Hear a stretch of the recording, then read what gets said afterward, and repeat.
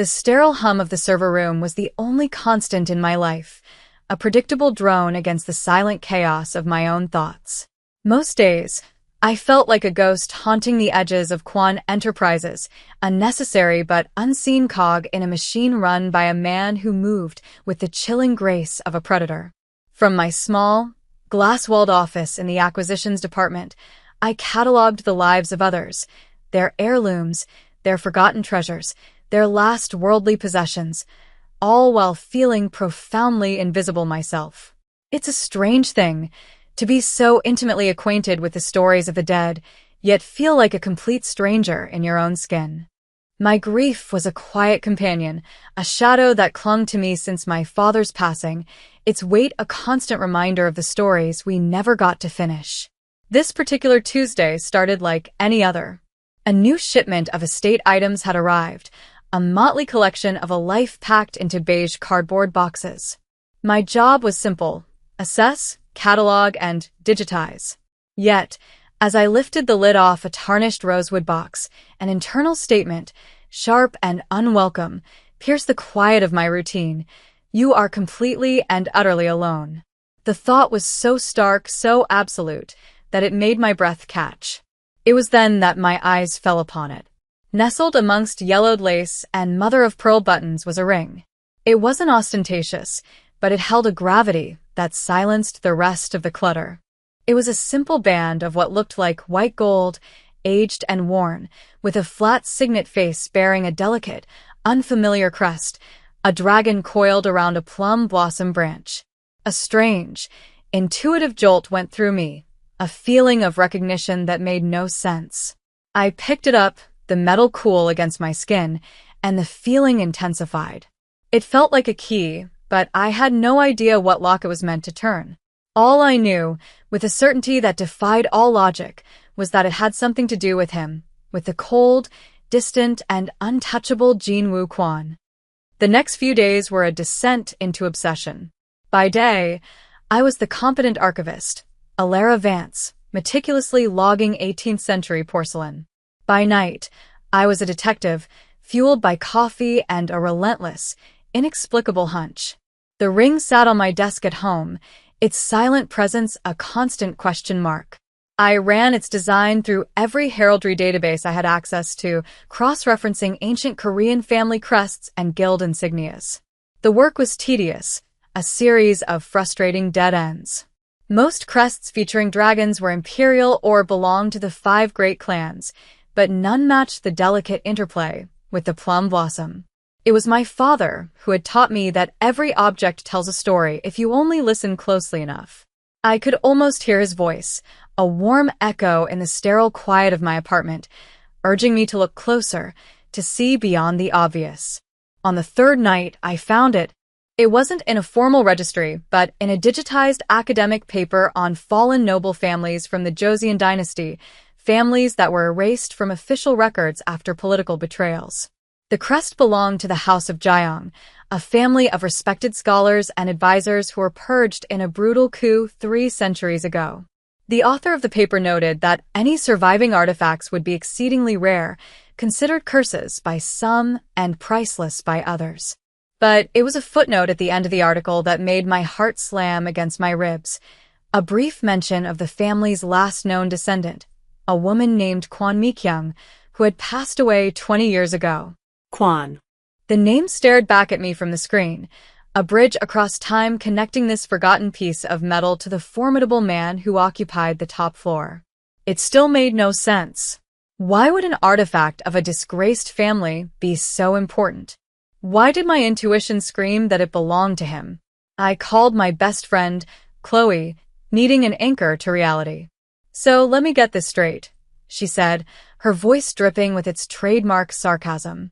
You found a secret decoder ring in a box of old junk, and you're convinced it belongs to your boss, Mr. Tall, dark, and emotionally constipated? And now you're going to what? March up to his ice castle and present it to him. Her bluntness was exactly what I needed, and yet it didn't shake my resolve. I just have a feeling, Chloe. I can't explain it, a feeling, she repeated flatly. That's what you said about that rescue pitbull that ended up eating your favorite boots. Just be careful, Ilera. Guys like Quan don't just have skeletons in their closets, they have entire graveyards. The week leading up to the company's annual Christmas party was a special kind of torture.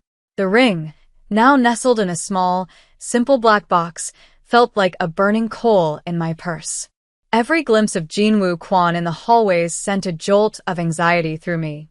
He was an intimidating presence, always flanked by his silent, hyper-competent aide, Mr. Park. Mr. Quan moved through the world as if he owned it, his dark suits perfectly tailored, his face a mask of cool indifference. Yet, I'd learned to observe the things others missed, the subtle tightening of his jaw when a deal was going south, the brief, almost imperceptible flicker of exhaustion in his eyes at the end of a long day. He was powerful and guarded, a man who had built walls so high no one could ever hope to scale them. And I, an insignificant archivist who felt more comfortable with the past than the present, was about to walk up to those walls with a stick of dynamite. My internal monologue was a frantic loop of self-doubt. This is insane. He's going to think you're a stalker. He'll fire you.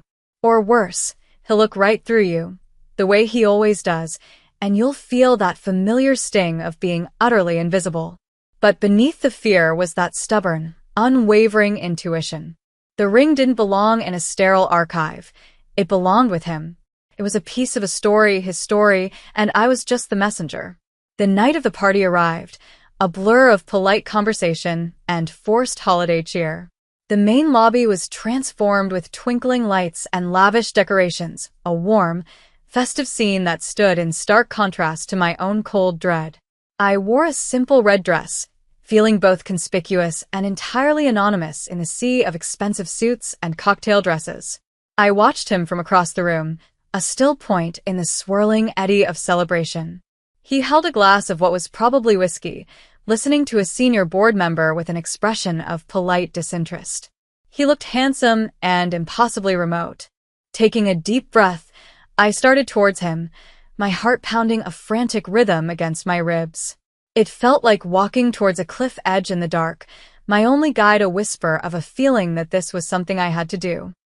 Mr. Park intercepted me before I was within 10 feet of his boss, materializing so silently he might as well have risen from the floor. "Ms. Vance," he said, his voice quiet but firm. "Is there something you need?" His eyes were polite, but held a distinct lack of warmth, the look of a man who could and would handle any problem that arose. My carefully rehearsed words evaporated. I have something for Mr. Quan," I stammered, clutching the small box in my hand. He glanced at the box, then back at my face, his expression unreadable. For a moment, I was sure he would dismiss me, send me back to my corner of the archives where I belonged. But then Jinwoo himself turned, his dark eyes sweeping over the crowd and landing, unexpectedly, on me. A flicker of something, curiosity? Annoyance? Crossed his face. He gave Mr. Park a subtle nod, a silent command that had the man stepping aside. The path was clear. As I approached, the ambient noise of the party seemed to fade into a dull roar. His entire focus was on me, and for the first time, I felt the full, unnerving weight of his attention. It wasn't dismissive or cold.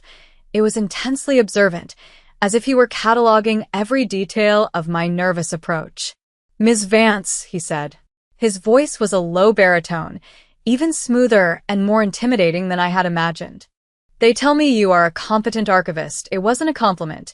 It was a statement of fact, devoid of warmth. "I hope so, sir," I managed. "I have something for you. A Christmas gift, if you'll accept it." I held out the small box. He stared at it, a frown touching his lips. He clearly disliked breaches in protocol, especially personal ones. I thought he would refuse, but after a long, tense moment, he took it from me, his fingers brushing mine for a fraction of a second. The contact was electric, a startling spark of warmth in the cold atmosphere he created. He opened the lid. The sight of the ring lying on the black velvet seemed to suck all the air from his lungs. The stoic mask he wore so perfectly didn't just crack, it shattered.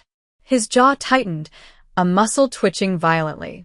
His gaze was locked on the small piece of metal, a maelstrom of emotions swirling in their depths: shock, disbelief, and a raw, profound pain that took my breath away. He lifted his hand to take the ring, and I saw that it was shaking. His hands, which I had only ever seen as steady and sure, whether signing documents or gesturing dismissively, trembled with an uncontrollable tremor. He finally tore his eyes from the ring and looked at me, his voice a ragged whisper, stripped of all its power and authority. "How did you find this?" The question hung in the air between us, heavy and fragile. The bustling sound of the party, which had faded to a distant hum, now seemed to vanish entirely, leaving us in a pocket of profound, unnerving silence. His eyes, usually so guarded and impenetrable, were wide open, and in them, I saw the ghost of a past I couldn't have imagined. The powerful, emotionally distant man was gone, replaced by someone who looked utterly and completely exposed. I had unearthed something far more significant than a forgotten family crest. I had unearthed a piece of him. My own voice was barely audible when I finally answered. It was in a collection of estate items from a private seller in upstate New York. It was uncatalogued. The answer felt wholly inadequate, a dry, technical explanation for what felt like an act of fate. He didn't seem to hear me. He was still staring at the ring as it lay in the palm of his trembling hand, his thumb stroking the worn insignia of the dragon and the plum blossom as if greeting a long-lost friend. The moment stretched on, thick with unspoken history. I felt like an intruder, a witness to a grief so private I should have turned and run. But I couldn't move. My own history of loss, the dull, constant ache for my father, recognized the shape of his pain. It was a silent, solemn kinship that held me in place. Mr. Park appeared at his side again, his professional gaze sweeping over the scene. He saw his boss's shattered composure, the ring in his hand, and the look on my face. His own expression, for the first time, betrayed a hint of shock before it was quickly suppressed, replaced by a quiet concern. He spoke to Jin-woo in Korean, his tone low and respectful. Jin-woo didn't respond at first. He finally closed his hand around the ring, a gesture that was both possessive and protective, as if he feared it might vanish. He looked up, not at Mr. Park, but at me. The vulnerability was still there, but something else was beginning to surface beneath it, an intense, burning curiosity. The invisible wall between us was gone, and in its place was a connection so raw and unexpected it was terrifying. He finally spoke, his voice regaining a fraction of its former control, but the tremor was still there. "My office." Now, it wasn't a request. He turned and walked away, not waiting for a reply, Mr. Park falling into step right behind him, leaving me alone in the middle of the crowded room, my heart hammering against my ribs. I was no longer invisible. The elevator ride to the penthouse floor was a silent, unnerving ascent. I followed the rigid line of Jin-woo's back, the small black box still clutched in my own hand, forgotten in the aftermath of his reaction. His office was exactly as I would have pictured it, a vast expanse of dark wood, black leather, and floor-to-ceiling glass that offered a breathtaking, godlike view of the city's glittering sprawl. It was a space that was both beautiful and profoundly lonely, designed to impress and intimidate, not to comfort. He didn't turn on the main lights, leaving the room bathed in the cold, distant glow of the metropolis below. He walked to the window, his back to me, his shoulders tight with a tension that seemed to vibrate through the entire room. He was still holding the ring, his fist clenched around it so tightly his knuckles were white. The silence was absolute, a stark contrast to the festive noise I'd just left behind. I stood awkwardly by the door, feeling like a foreign element in this sterile, controlled environment. My intuition had led me here, but it offered no guidance on what to do now that I had arrived.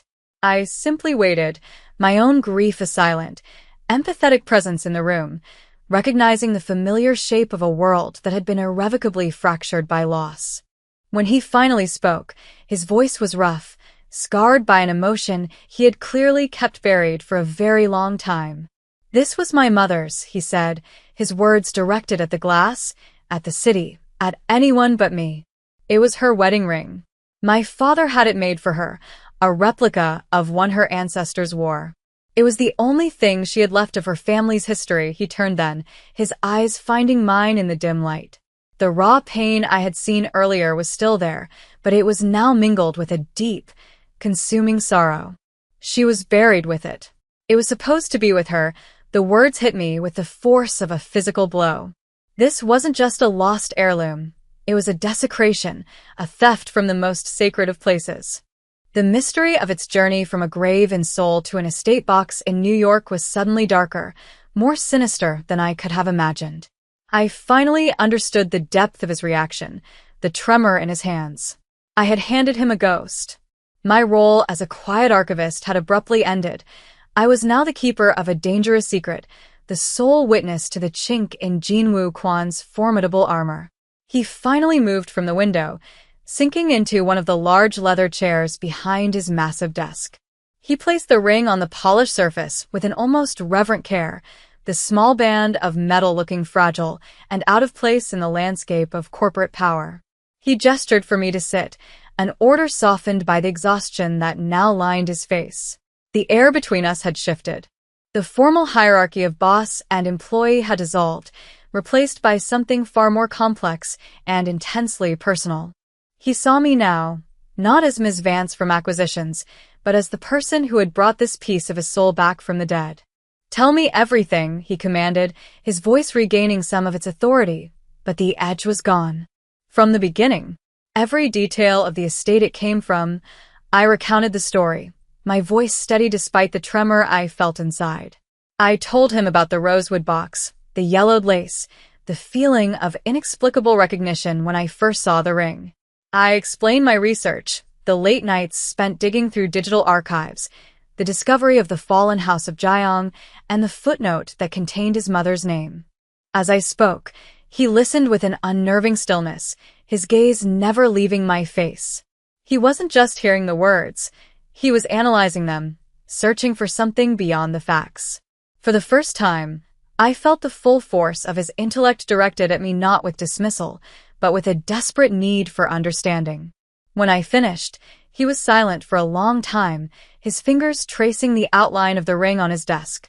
The cold, empty office felt charged, a crucible where our two worlds were being fused by shared grief and a burgeoning, dangerous mystery. When my phone buzzed in my purse, we both jumped. It was Chloe, her name flashing on the screen like a beacon from a world that no longer felt real. "Ignore it if you need to," Jinwoo said, his perceptions startling me. But I needed to hear her voice. I answered, and Chloe's sarcastic drawl filled the silence. "Are you alive? Did the Ice King thank you for the gift, or did he have you escorted out by his men in black bodyguard?" I glanced at Jinwoo, who was watching me with an unreadable expression. "Something like that," I murmured. "I'll call you back." I hung up, the brief intrusion of normalcy only serving to highlight how surreal the situation had become. Jinwoo stood and walked towards the small, discreet bar in the corner of the room. "I imagine you could use a drink." I know I could. It was in that moment, as he poured 2 glasses of amber liquid, that I realized I was no longer afraid of him. The mystery of the ring became a silent pact between us. Jinwoo tasked me with a new, off-the-books project, to trace the provenance of the entire estate shipment. He gave me unrestricted access to the company's private logistics records and a level of authority that made my immediate supervisor, a fussy and territorial man named Arthur Davies, raise a skeptical eyebrow. "A special project for Mr. Kwan himself?"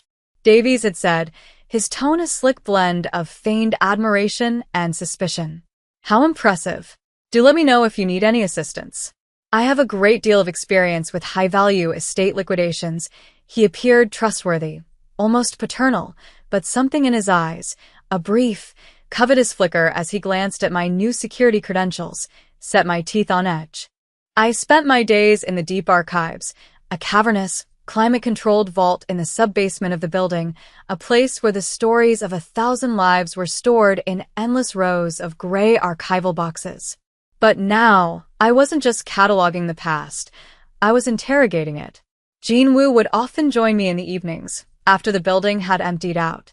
He would shed his suit jacket, roll up his sleeves, and sit across from me at the long oak table, his presence filling the sterile silence of the vault. It was in these quiet hours, surrounded by the ghosts of other people's lives, that the walls between us truly began to crumble. We worked, but we also talked. He told me about his mother, a woman with a gentle spirit and a fierce love for a history that had been stolen from her. He spoke of his own childhood, a life of immense privilege shadowed by the constant, unspoken burden of his family's secrets and his father's relentless ambition. I, in turn, found myself speaking of my father, of our shared love for history, of the gaping hole his sudden death had left in my life. Jin-woo listened, his observant gaze making me feel seen and understood in a way I hadn't since my father was alive. The connection was no longer just about the ring. It was about the shared language of loss, a melancholy thread that wove our disparate lives together. The air between us grew thick with unspoken feelings, a slow-burn romance igniting in the most unlikely of places. One night, while examining a shipping manifest, my fingers brushed against his as we both reached for the same document. The contact was brief, but it sent a shockwave through me. I pulled my hand back as if burned, my heart stuttering. He didn't move away. He simply held my gaze, his own eyes dark and intense, and in their depths, I saw a reflection of my own longing. Our investigation slowly began to yield results. The estate where the ring was found belonged to a reclusive collector who had passed away without any heirs. The liquidation had been handled by a third-party auction house, a reputable firm we'd worked with for years. Everything on the surface appeared legitimate. The discrepancy, I discovered, was not in the external paperwork, but in our own internal intake logs. The original log, signed by Mr. Davies, listed the contents of the rosewood box as assorted antique sewing notions, estimated value negligible. There was no mention of any jewelry. It was a small detail, one that would have been easily overlooked, but it was a loose thread.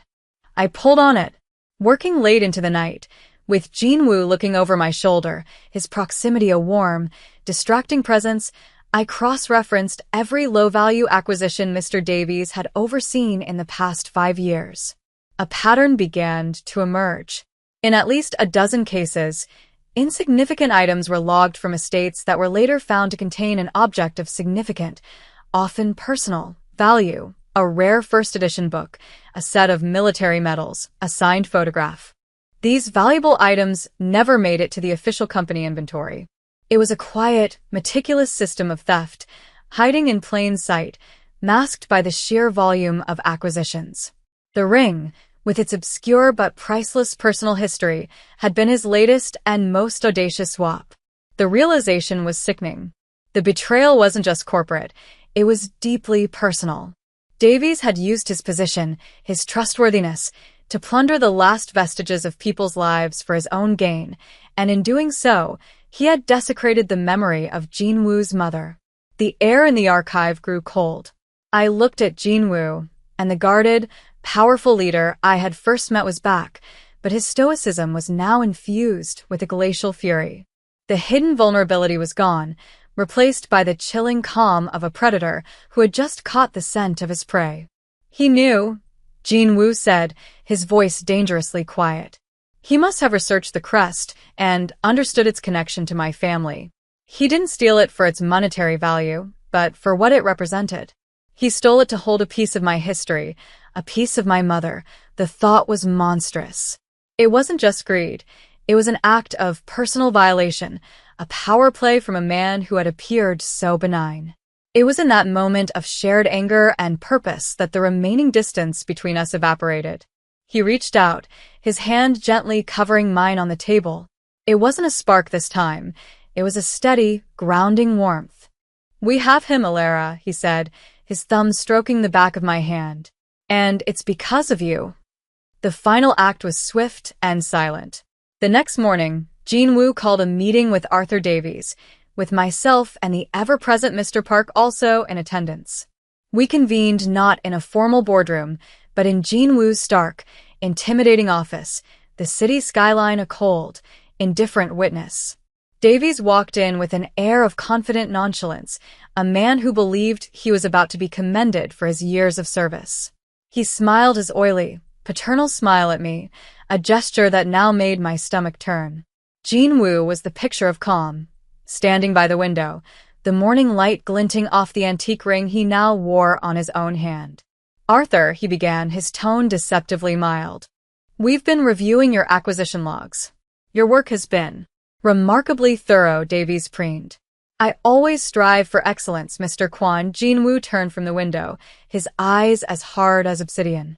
He gestured to a stack of files Mr. Park had placed on the desk. "So thorough, in fact, that you developed a system for identifying and appropriating items of significant personal value from otherwise unremarkable estates. A system of theft hidden behind negligible value reports." The color drained from Davies' face. The mask of trustworthiness dissolved, revealing the panicked, greedy man beneath. He started to bluster, to deny, but Jinwoo cut him off, his voice dropping to a lethally soft register. "You stole from the dead, Arthur. You stole from my mother." He held up his hand, displaying the ring. "This was buried with her. Your greed and your arrogance led you to violate her grave. For that, there is no forgiveness." What followed was not a dramatic outburst, but a quiet, efficient dismantling. Mr. Park, the competent enforcer, stepped forward with a file containing irrefutable proof, including financial records tracing Davies' black market sales. There would be no public scandal. Davies would be ruined quietly, thoroughly, and absolutely. He was escorted from the building by Mr. Park, a ghost before he even reached the elevator, his career and reputation erased. After he was gone, a profound silence settled over the office. The conflict was over, the betrayal avenged, but the emotional toll lingered. I stood by the desk, my part in the drama seemingly concluded. But Jinwoo walked over to me, his expression softer than I had ever seen it. "She would have liked you," he said quietly, looking down at the ring on his finger, then back at me. "My mother. She believed that some objects hold onto the souls of the people who loved them. This ring found its way back to me because it needed to. And it used you to do it." He reached out and took my hand, his grip warm and sure. The city glittered below us, no longer a cold and distant backdrop, but a sea of infinite possibilities. The grief for what we had both lost would always be a part of us, but for the first time, it felt like a shared history, not a solitary burden. He didn't have to say anything else. I was no longer the invisible archivist, and he was no longer the guarded, untouchable boss. We were just two people who had found a piece of the past, and in doing so, had found the hopeful, unexpected beginning of a future.